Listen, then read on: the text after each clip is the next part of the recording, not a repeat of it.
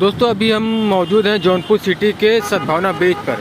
तो गोमती नदी में देख सकते हैं स्टीमर नाव चल रही है। तो गोमती नदी में आप जौनपुर सिटी के शाही पुल पर आएंगे तो यहाँ पर स्टीमर का मज़ा आप ले सकते हैं, दे सकते हैं।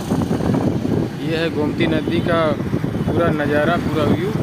और ये देख सकते हैं, ये सद्भावना ब्रिज, सामने ऊपर पेड़ नज़र आ रहा बड़ा बड़ा, वो है शाही किला जौनपुर सिटी का।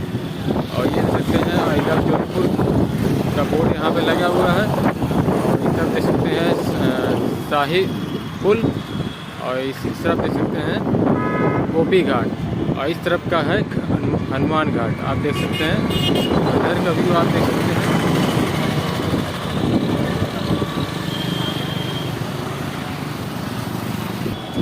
और दोस्तों आज हैप्पी रोज़ डे है। हैप्पी रोज़ डे की आप सभी को बहुत ही बधाई।